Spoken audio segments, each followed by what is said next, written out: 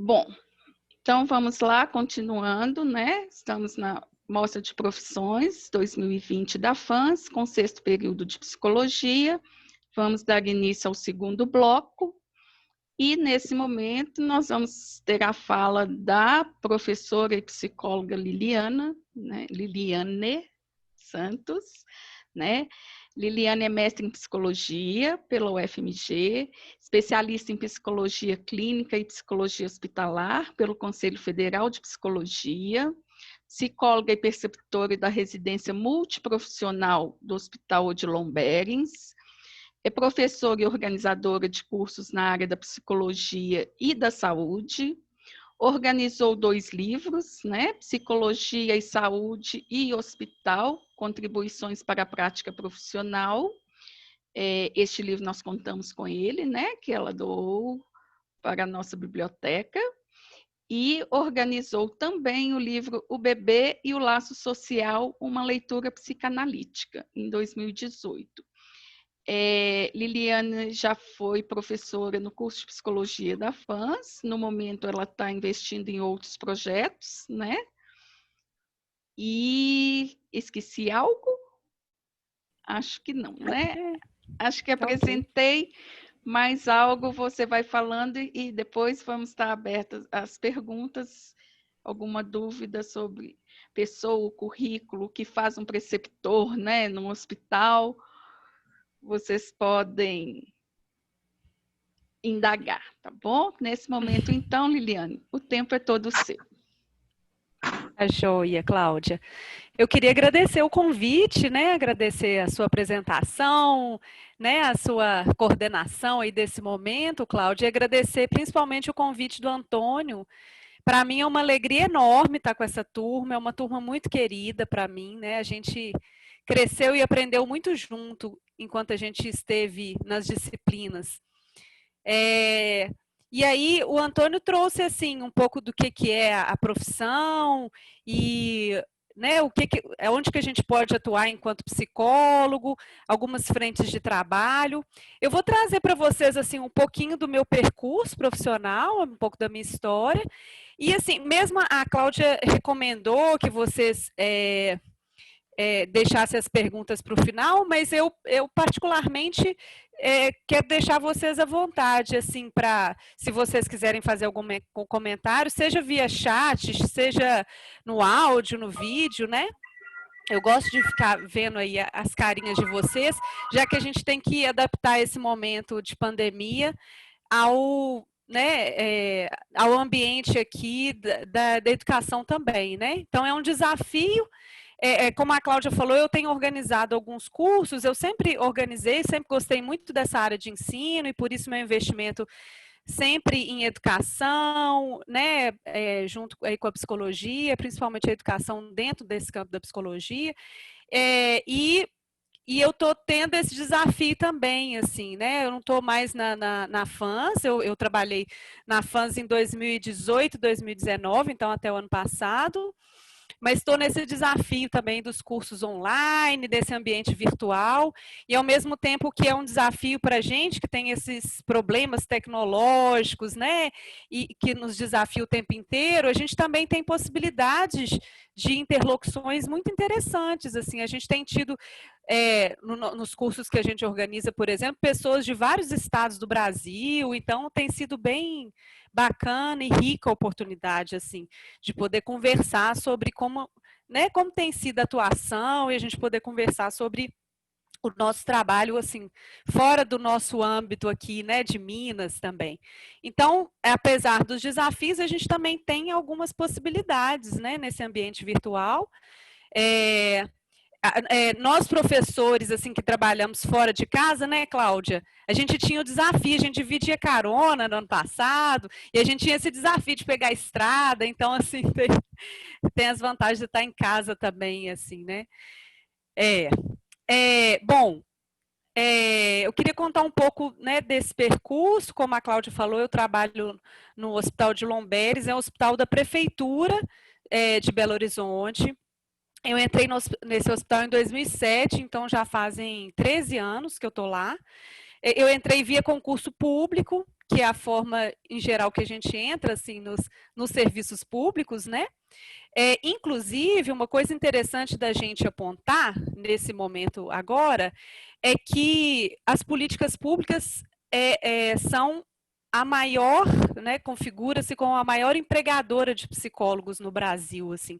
Hoje os psicólogos, as psicólogas e os psicólogos, a gente sempre fala no Conselho Federal e os conselhos regionais de psicologia, eles sempre utilizam isso como uma política mesmo, né, de sempre denominar a mulher primeiro, para depois a figura feminina, para depois denominar o masculino, isso porque é uma profissão predominantemente feminina, né? A gente pode ver, a gente tem alguns homens nessa turma, né? Mas é uma minoria, sempre é uma minoria nas turmas, e é uma realidade também na profissão, né? Assim, a gente tem uma grande maioria de mulheres. Assim, tem algumas questões que podem explicar, né? Assim, é uma profissão muito relacionada ao cuidado, né? Ao apoio, ao cuidado, que na nossa cultura, assim, na nossa história, é muito associado ao papel da mulher, né? Assim, no campo social. Então, as mulheres, assim, é mais comum de você ver as mulheres procurando profissões ligadas né, seja saúde, principalmente a educação, né? A educação é muito predominante. Isso vem mudando, acho que por uma série de fatores, a nossa sociedade vem mudando, né? A gente vem, a mulher, além de ocupar diversos lugares e vir nesse processo de emancipação muito grande, as mulheres vêm ocupando lugares que antes eram ocupados somente por homens, né? Hoje a gente vê várias profissões, atuações, assim, que por exemplo, motorista, aqui em Belo Horizonte mesmo é muito comum você ver motorista de ônibus, né, do transporte público, você vê mulheres na construção civil, então assim como você vê os homens participando mais, ainda bem, graças a Deus, das atividades da casa, da criação dos filhos, né, e a gente realmente precisa evoluir nisso, né, precisa ter uma divisão, assim, mais partilhada mesmo, assim, de tarefas dentro de casa. E eu entendo isso como uma evolução mesmo, a gente precisa avançar nisso mesmo. Mas eu comecei, né, falando um pouco disso, vocês não reparem que eu fico animada, assim, com esses assuntos, eu vou falando, assim, vocês podem ir me interrompendo, me sinalizando alguma questão. Alguém queria falar alguma coisa? Acho que porque abriram. Podem ficar à vontade. Eu estava contando para vocês que eu estou no Hospital de Lomberes, né, que as políticas públicas são o campo onde tem mais psicólogos atuando. A gente tem diversas políticas públicas, assim, né, no campo social, dos direitos sociais. Então, assim, a gente tem muito psicólogo atuando ali na saúde, seja no centro de saúde, nos hospitais, principalmente na atenção básica, que são os centros de saúde, né? E a gente tem muito no campo do direito, no campo da assistência social. Então, a psicologia tem uma atuação muito forte nas políticas públicas, tanto que no nosso Conselho de Psicologia, a gente tem uma unidade de referência nas políticas públicas, que é o CREPOP, essa turma que toda já conhece, né? A gente, não sei se vocês vão lembrar, a gente falou um pouco sobre a organização dos conselhos na disciplina que a gente fez junto, que é ciência e profissão, né? Que a gente fala um pouco da história, da psicologia, e fala muito desses campos que foram se constituindo como atuação do psicólogo.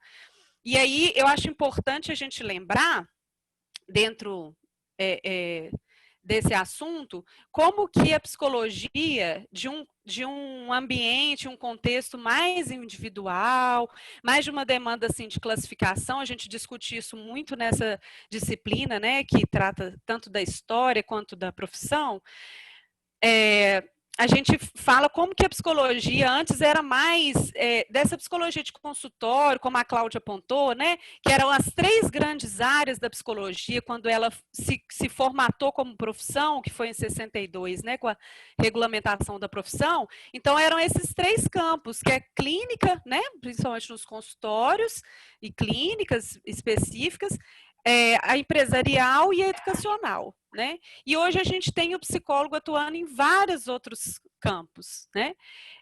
E numa perspectiva muito, de uma leitura muito mais ampla no campo social, que não é só restrita a considerar uma subjetividade só do ponto de vista da individualidade, né? Daquele sujeito isoladamente. A gente considera e pensa muito no contexto em que a gente atua. Então, a gente pensa nessa parte sistêmica, nesse contexto psico, histórico, social, né? E isso é muito importante, porque a psicologia foi avançando nisso, isso foi se reproduzindo na atuação do psicólogo, que não fica mais restrito a avaliar só aquela pessoa que te procura, né? Você vai avaliar, por exemplo, um aluno na escola, né? Vamos dar um exemplo. E aí você vai considerar não só o processo de aprendizagem daquele aluno, você vai considerar o contexto em que ele está inserido, o contexto social, político, né? Você vai pensar na escola, no ambiente que ele vive, no nosso momento político, por exemplo, né? A gente tem que considerar todos esses aspectos para poder fazer uma avaliação ética e tecnicamente qualificada, né? Então, assim, é um avanço importante na história da psicologia a gente pensar como que a gente foi ampliando nossa atuação e o nosso olhar para pensar o sujeito inserido num contexto, né? E isso é muito importante. O Antônio mencionou o SUS, é sempre bom a gente lembrar que o SUS é uma grande conquista, assim, do movimento democrático brasileiro, né?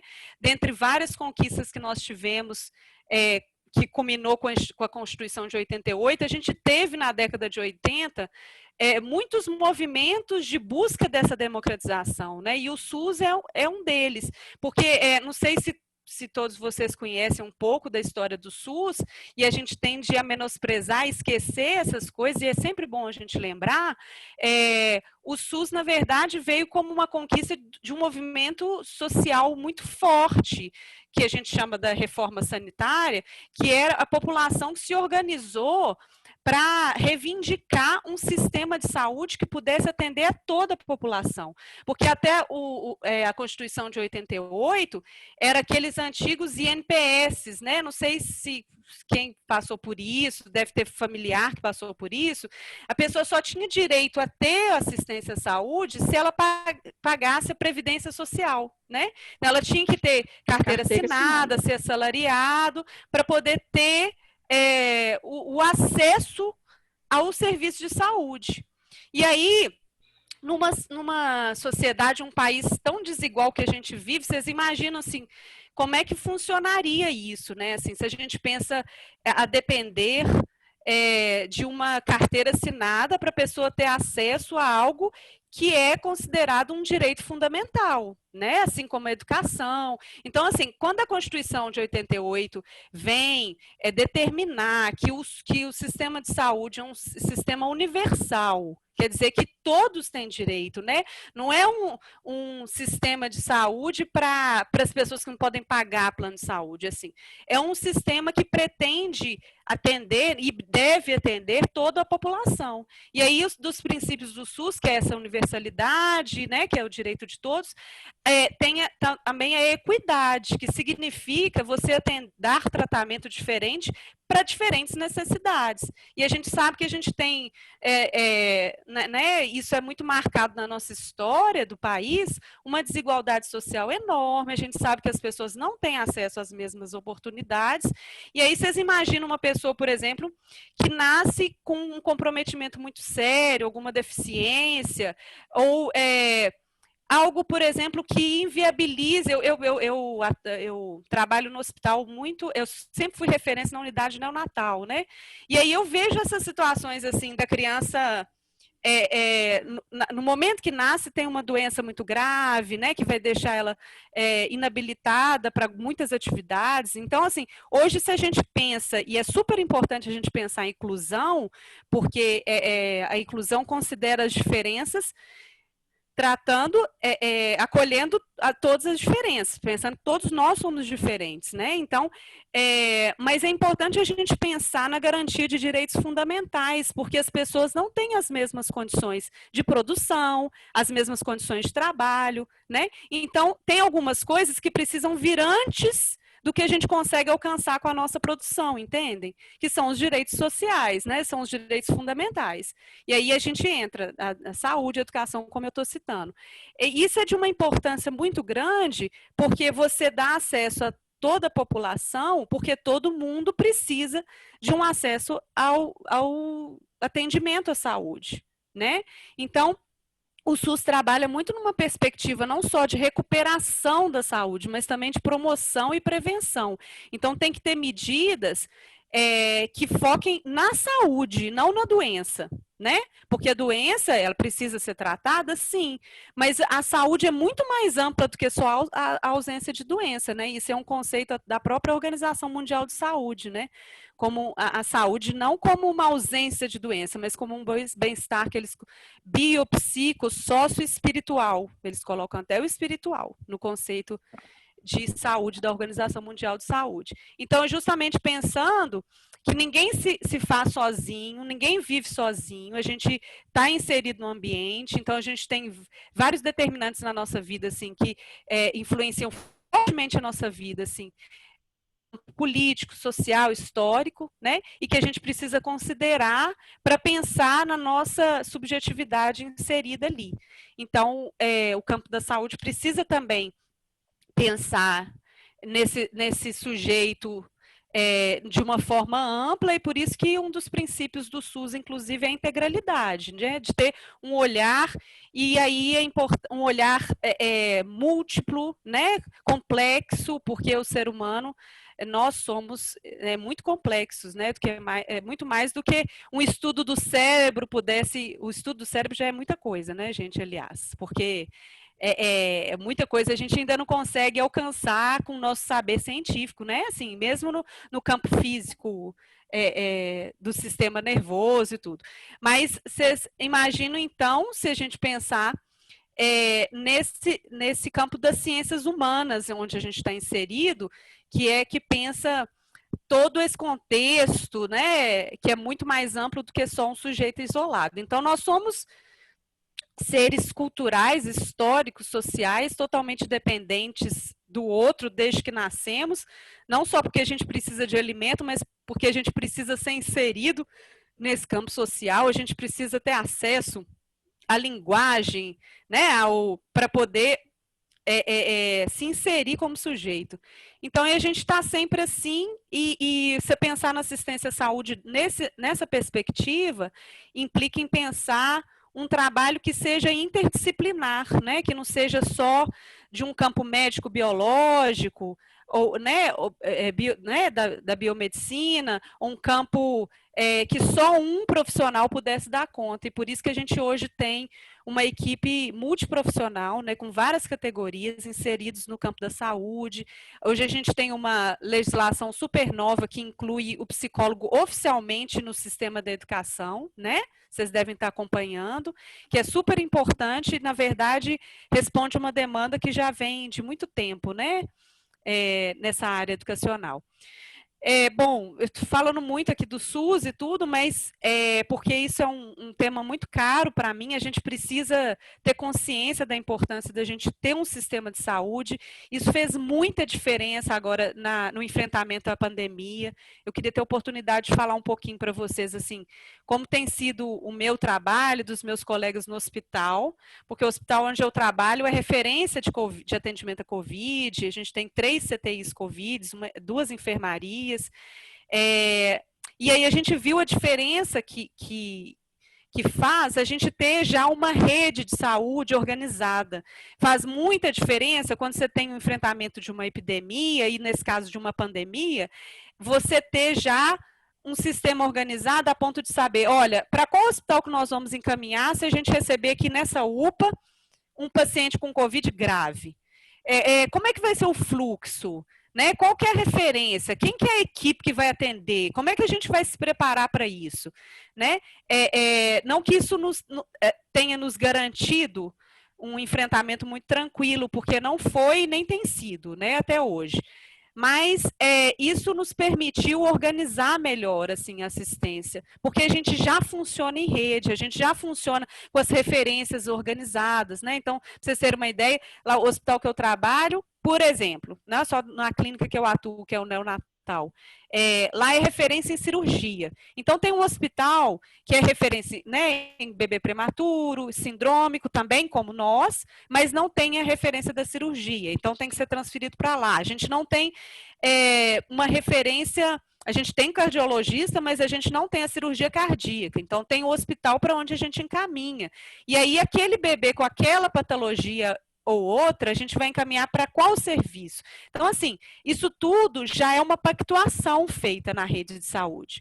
E só acontece porque é em rede, né? Porque ele tem uma série de princípios de descentralização, né? Que é assim, você não concentrar tudo só nos grandes centros, mas você ter uma atenção básica que funcione em todas as regiões e ter algumas especialidades de referência nas micro-regiões, igual vocês têm em Nova Serrana, algumas referências em Divinópolis, que uma referência para a região, né, que engloba Nova Serrana. Então, assim, como a gente já funciona em rede, a gente consegue organizar os serviços, por exemplo, numa situação crítica dessa, como a pandemia. Então, a pandemia foi um desafio enorme para a gente no hospital, porque... e é alguma coisa que eu queria comentar com vocês, até para falar um pouco assim do que eu penso que são questões muito fundamentais assim, para a atuação do psicólogo, seja em qualquer campo que ele atue, como que a gente se viu ali tendo que acolher as pessoas, né, assim, e também se sentindo afetados e em risco, né? Então, assim, o profissional de saúde, ele já é extremamente frágil, né? Assim, um profissional que já fica numa situação de extrema de vida e morte, né? Assim, de uma propensão, um risco de um esgotamento, né, que a gente até fala, um dos profissionais, assim como a educação, as pessoas que trabalham ali frente a frente com o outro, né, com atendimento, tem mais risco de ter uma síndrome de burnout por isso, né, porque a gente... a relação humana é extremamente rica, é desafiadora, é uma coisa que nós estamos topando, né, assim, como profissional de saúde mental, mas é extremamente desafiadora e, assim, nos impõe, nos exige, além de uma disponibilidade, assim, de vida, né, nos exige, assim, a gente se colocar nas nossas questões, a gente que é psicólogo, né? Então, assim, a gente estar disposto a escutar esse encontro com o outro exige uma disponibilidade muito grande, assim, de estudo constante, de própria análise, processo de psicoterapia, né? A gente não pode fazer um atendimento, seja qual for a área que a gente atue, se a gente também não tiver essa disponibilidade de vida, né? Assim, de enfrentar as próprias questões, porque senão eu vou ver as minhas questões no outro e não vou conseguir escutar o outro na diferença, e é o que a gente precisa fazer, né? E não escutar o outro na semelhança. Eu sei que você está sentindo porque eu já passei por isso. Não, você não sabe, porque cada um vive as suas questões de forma particular, singular. Então, assim, a gente precisa trabalhar as nossas próprias né, o nosso próprio sofrimento, as questões que surgem, as dificuldades que a gente enfrenta, para que a gente consiga escutar o outro como outro, né? E isso foi um desafio enorme, assim, para mim e para toda a equipe, falando mais especificamente de psicologia do hospital, porque a gente foi demandado, solicitado a fazer uma intervenção com os nossos colegas da equipe, porque a equipe de saúde, gente, ficou muito apavorada, assim, porque a gente estava enfrentando algo que a gente não conhecia. Então, assim, eram situações, assim, para dar um exemplo, para vocês terem uma ideia, assim, são vários colegas, amigas próximas, assim, que meu filho de 2 anos fica com a minha mãe.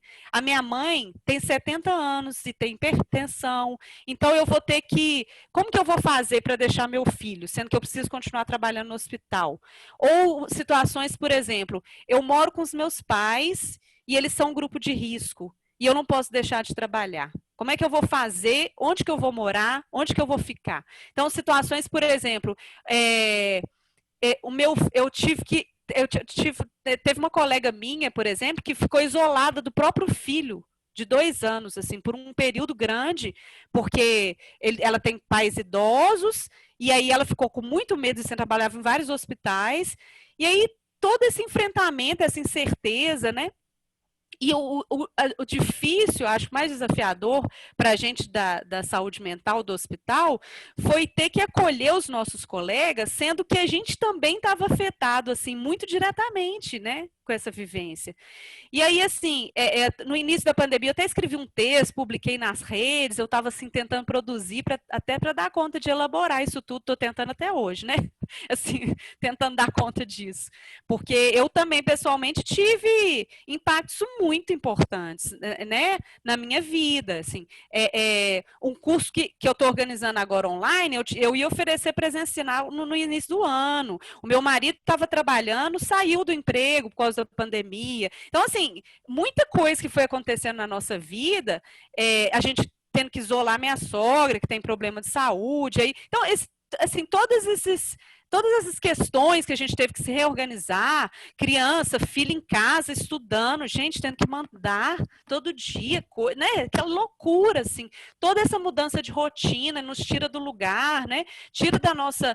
Porque a gente se organiza na nossa vida com base numa rotina, nas escolhas que a gente faz. De repente vem uma coisa assim... Um real, que eu falo assim, uma coisa sem representação, que interrompe tudo, né? E aí nos exige rearranjar, fazer novas elaborações, e nós também, assim, a gente tinha que fazer isso tudo e ainda escutar os nossos colegas. E assim, é muito difícil você não estar próximo de um colega, porque você trabalha com ele ali o tempo inteiro, né? E para vocês terem uma ideia, as 2 pessoas do meu setor que mais me demandaram escuta e atendimento, que foram assim as pessoas que todo mundo virava, aqui, você está precisando atender fulano, você está dando assistência ali para ela e tudo, porque a gente começou com uma proposta de algumas intervenções em grupo e tudo, e essas 2 pessoas assim que mais chamaram a atenção do restante dos colegas, eram grandes amigas minhas, são grandes amigas minhas. Então, assim, você tem que escutar, claro que é possível você fazer algumas intervenções, você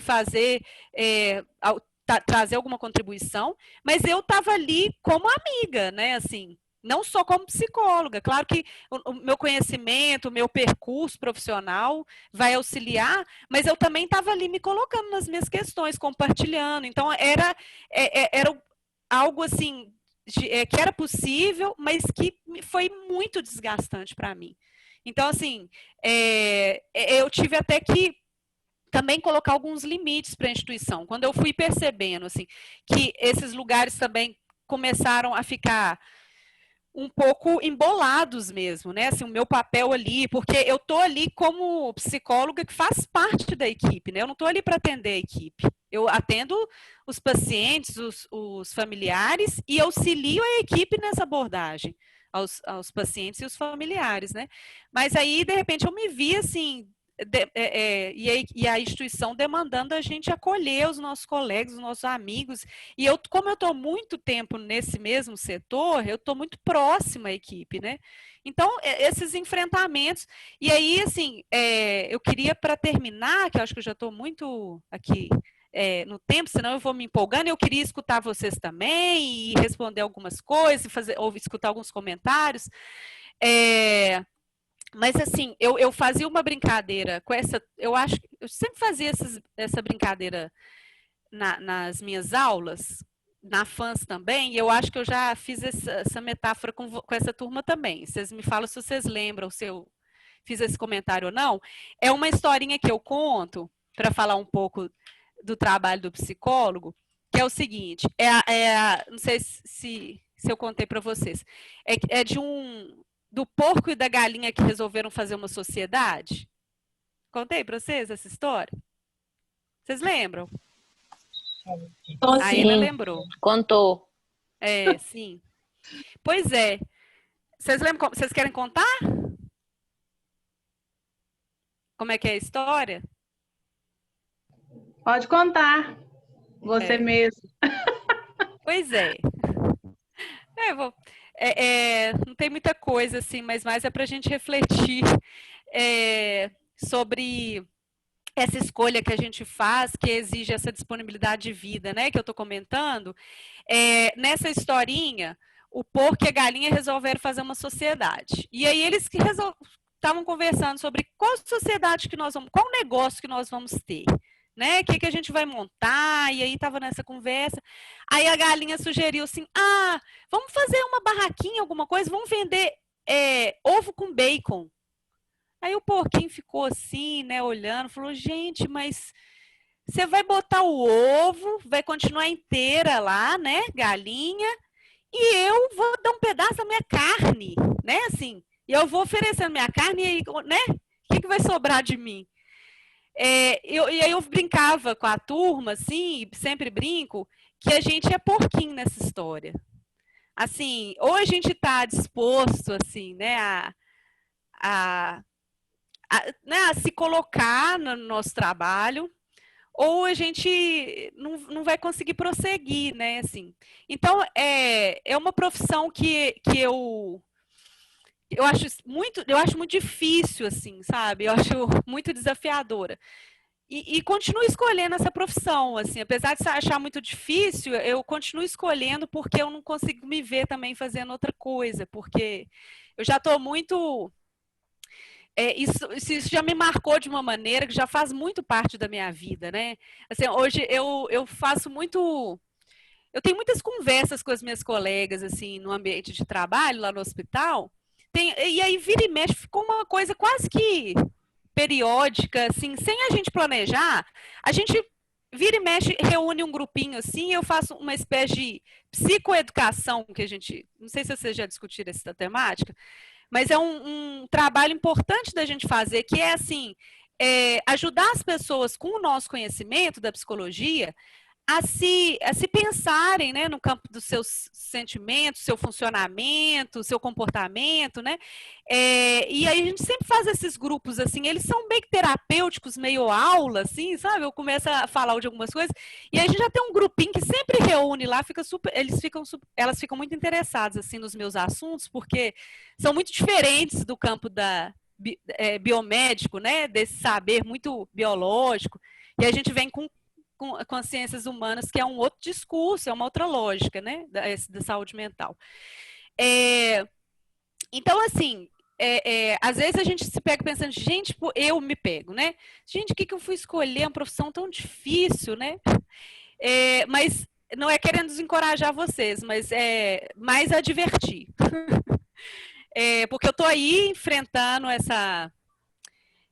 continuo enfrentando, continuo disposta, né? Às vezes a gente fica meio cansado, e aí renova as forças e continua, e isso faz parte da vida, né?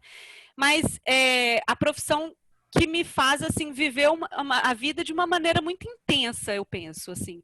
Para mim, é muito intenso porque eu estou o tempo inteiro me pensando, assim, e aí eu lembrei de um dia eu estava conversando com as minhas colegas, aí eu comecei a falar com as minhas colegas, eram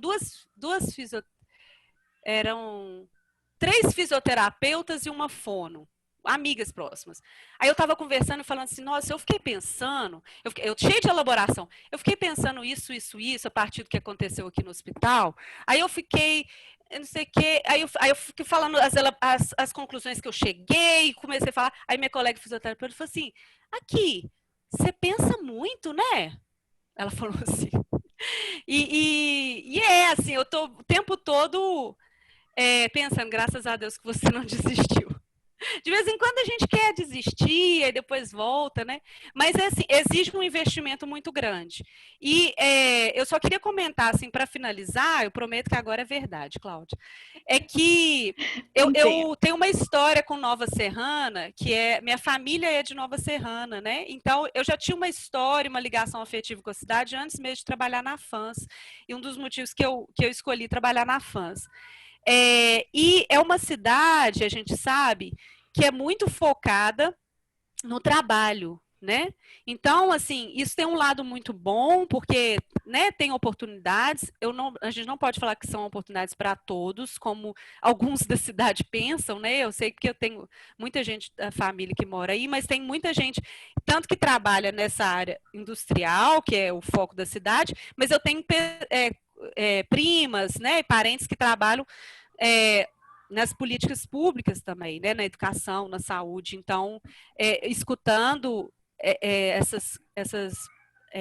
esses familiares também, eu fico pensando que, apesar de ter oportunidades, também tem uma desigualdade, também tem pobreza, né? E aí é uma cidade que carece muito de investimento em qualidade de vida, porque se você, e eu sempre falo isso nas minhas aulas, né? Sempre falava isso com vocês, a gente precisa cuidar da saúde mental da população, porque a pessoa viver focada no trabalho, assim, é importante ter trabalho, é dignidade, é vida, né? É você ter oportunidades de crescer, de se desenvolver, sem dúvida.